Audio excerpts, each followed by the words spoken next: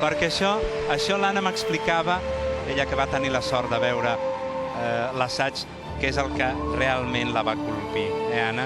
Això és el que realment et va trasbalsar. Sí, me'n recordo d'un dia que entrava al CAR de Sant Cugat, on fèiem els primers assajos, i vaig veure com feien, com assajaven tota aquesta part, realment molt emocionant. Atenció, perquè són, insistim, castellers, i els faran dintre de l'aigua. Crec que és un 4 de 7. Exacte, fan el 4 de 7 net. Net, vol dir que no té pinya, oi? Que no té pinya, exacte.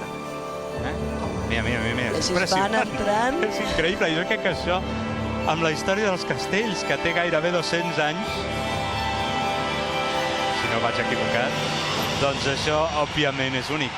M'atreviria a dir que és el primer castell aquàtic de la història. Vaja.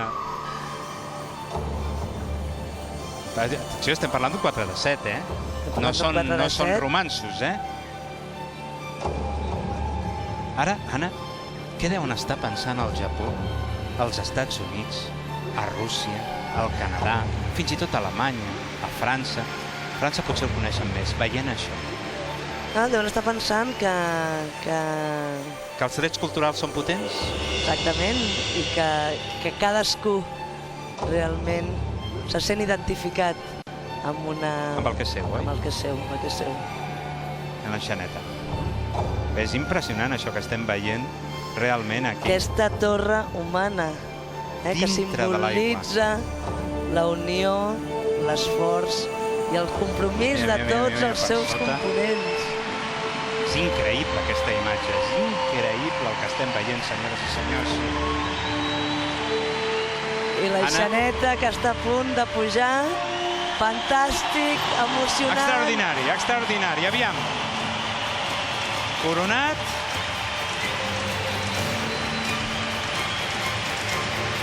I complet, pràcticament complet. Bé, Anna, fa 35 anys que sóc periodista. Doncs m'ha posat la pell de gallina, això. A mi em va posar la pell de gallina, em va posar la pell de gallina, realment. És extraordinari, això, quina meravella. Mira, quina alegria.